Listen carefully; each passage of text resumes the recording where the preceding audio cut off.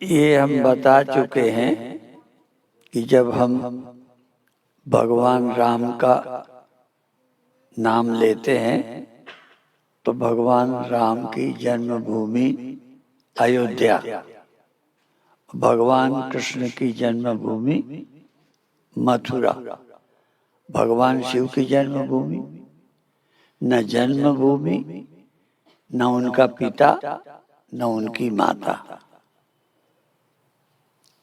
और भारत में 3 संप्रदाय, कई बार त्योहारों में आता है ये एकादशी वैष्णवों की है, दूसरी स्मार्तों की, ऐसा करके बताते हैं। पर एक और है, 3 संप्रदाय हैं, वैष्णव, शैव और शाक्त। भगवान विष्णु के अवतारों के इस परंपरा के उपासक वैष्णव, भगवान शिव के उपासक शैव और शक्ति के उपासक शाक्त। तो भारत में 3 उपासनाएं मुख्य हैं, यूं तो और भी हैं पर 3 मुख्य हैं।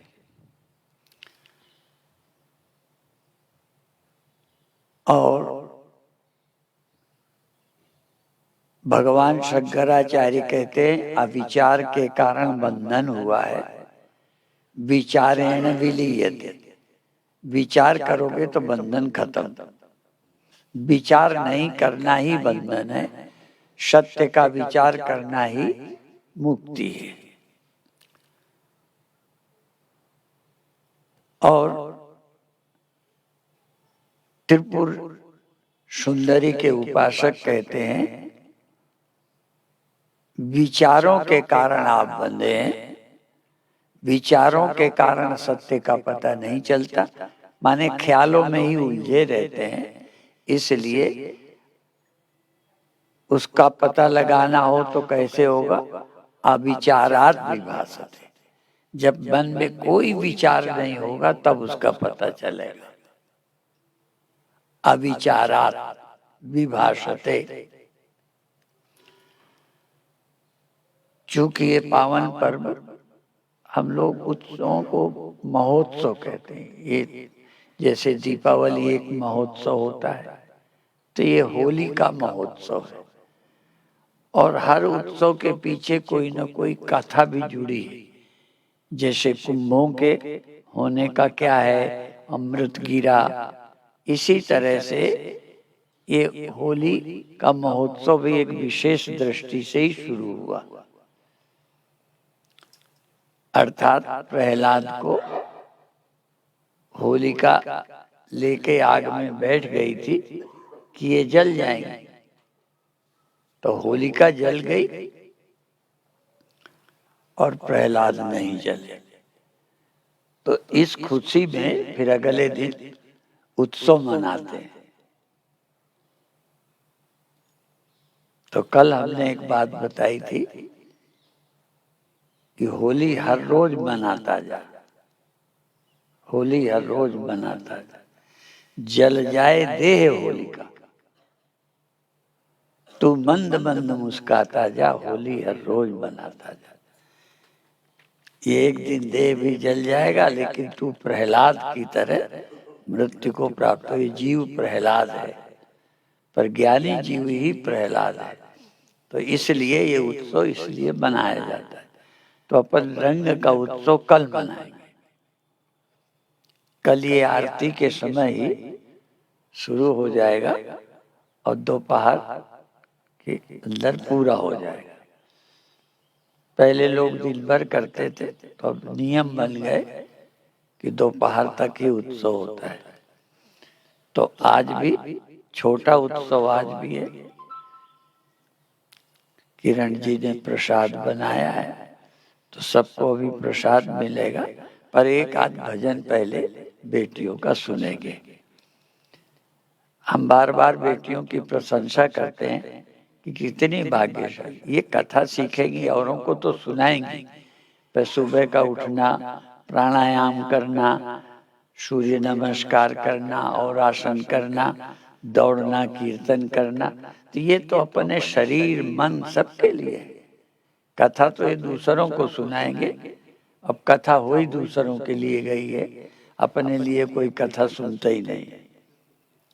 लेकिन कथा लोग ऐसे ही कहने लगे, तुकबंदी के लिए भी आजकल जमाना तुकबंदी का भी है कि कथा क्या है, जिससे व्यथा समाप्त हो जाए, जीवन की व्यथाएं मिटती हैं, उसका नाम कथा है।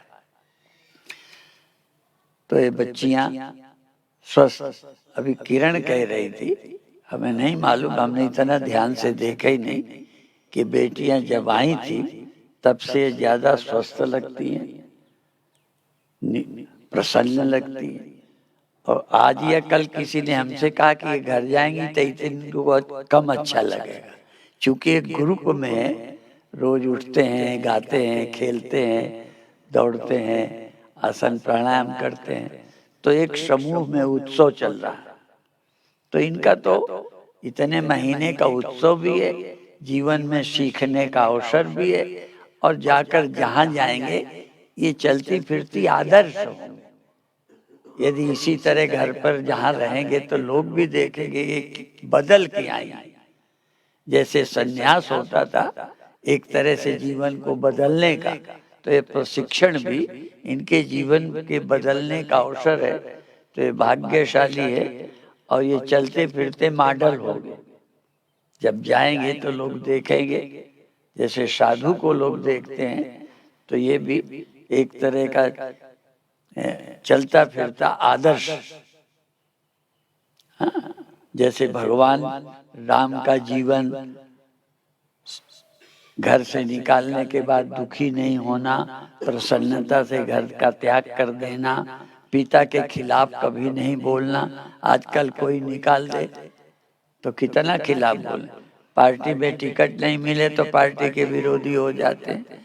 और राम को वनवास हो गया, खुशी से गए, लोगों ने पूछा भी, कुरेदने लगे पत्रकार की तरह कि पिता ने ठीक नहीं किया, औरतों के चक्कर में आकर के तुम्हें निकाल दिया। तो कहते नहीं, पिता दीन मुहि कानन राज, पिता ने तो हमें जंगल का मंत्री बनाया, यहाँ काम करने आए, राक्षसों को निपटाएंगे।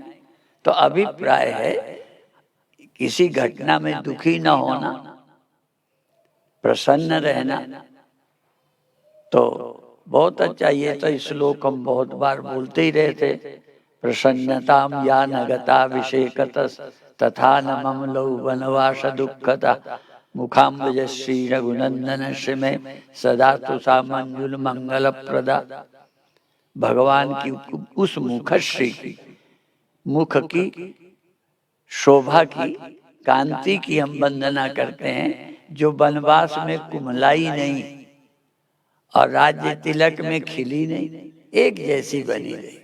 ऐसी प्रसन्नता, और प्रसन्नता से दुखों का नाश होता है, सुख से दुखों का नाश नहीं होता है, गीता में है। सुख से दुख पैदा होता है, क्योंकि वो किसी संयोग से आती है। इसलिए प्रसन्न, सुख में दुख पैदा हो, दुख योना ये होते, आद्यंतवंता कौन्ते न ते सुरमते बुधा। लेकिन प्रसन्नता से क्या होता है, दुखों का नाश होता है। प्रसन्न चेतसो यासु, प्रसन्नता से दुखों का अंत हो जाता है। प्रसादे सर्व दुखा नाम हानि रस्य उपजायते, प्रसाद से सब दुखों की हानि होती है। अर्थात प्रसन्नता से दुखों का अंत, सुख से दुखों का अंत नहीं होता। तो ये बेटियां बहुत अच्छा है, पावन पर्व है। कल अपन भी उत्सव, रंग वाला उत्सव, होली वाला उत्सव कल मनाएंगे, तो छोटा आज मना लेते हैं। अभी प्रसाद लीजिए एक भजन सुनने के बाद। ओम शांति।